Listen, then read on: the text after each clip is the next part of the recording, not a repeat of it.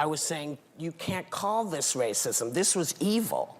This wasn't based on the skin. You couldn't tell who was Jewish. They had to delve deeply to figure it out. All right, join us right now on our panel, host Tony Katz of Tony Katz Today and Eat, Drink, Smoke, and Vice President of Tag Securities and Director of Press Communications for the Trump 2020 campaign, Erin Perrine. Tony, your thoughts on this?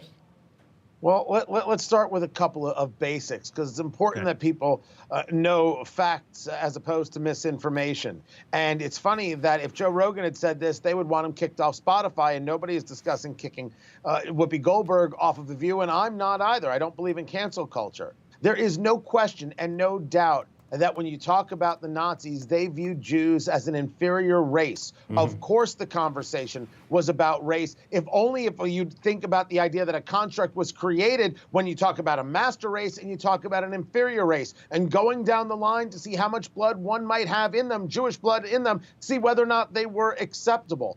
It is beyond incomprehensible. It is a lack of knowledge, and it is really about Whoopi Goldberg's very short-sighted view of race. Race only exists in the United States and how she wants it to exist in terms of racism. The bigotry and the hate cannot apply because, as she said, there were two white groups. That isn't the case at all. It is important that we know this history and we know this reality. This conversation of Jews as an inferior race. And remember, I'm Jewish. It doesn't make me more of an expert or less than an expert. But certainly I know because maybe there was more education of this in my life, that is absolutely how the Nazis viewed things. And to say that the Holocaust wasn't about race is simply false. It certainly was to Hitler. Like you were talking about, it was all about eugenics, the superior, the master race. That's what Hitler was about. Yeah, Goldberg would also then take to Twitter to offer this apology, and it's something that she would then reiterate on The View today. So listen to that, and then Erin, your response.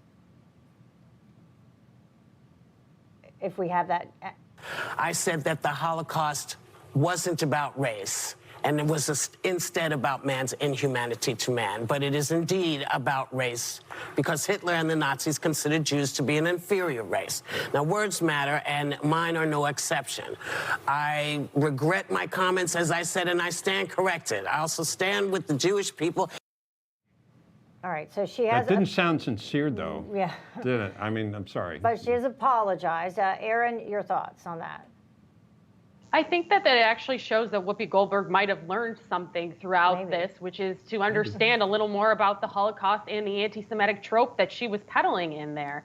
It was good to see her actually go on camera and acknowledge that. Maybe The View should consider somebody else to be the moderator. I'm not saying cancel her or cancel her off the show, but maybe a stand-up comedian is not the best person to be leading the conversation when it comes to race, politics, societal issues like The View has. That broadcast is so deeply flawed in the way that it handles anything. And let's be honest, Tony's right. Yeah, you shouldn't cancel Whoopi Goldberg completely because she has apologized. She is trying to clean up what is an absolutely historic mess on her part. But this also goes to say that if it was a Republican, somebody on the right side, who said something as absolutely awful as Whoopi Goldberg was saying, they would be canceled. And this is a mirror showing up to cancel culture, saying how ridiculous it completely is that anytime somebody makes a mistake, learns from it, and apologizes to move forward, that all of a sudden we can't do the same for anybody else if they have a conservative point of view. Yeah, but I don't think we should...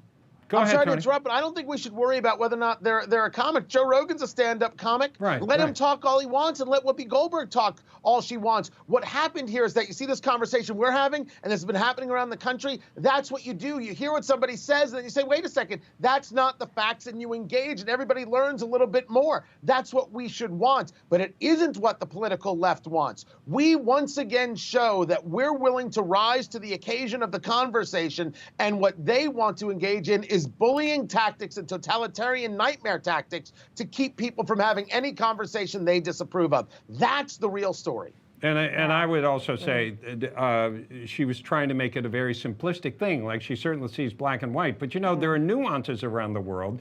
There are nuances that we may not even experience that often here in the United States. That she said, I mean, remember when we saw the Hutus and the Tutsis killing each other because somebody has a different nose in Africa back in the mid-90s. I mean, there are things going on that are not as simplistic as she was trying to make them, and she was trivializing. Yeah, she was two white groups, so it can't be racism.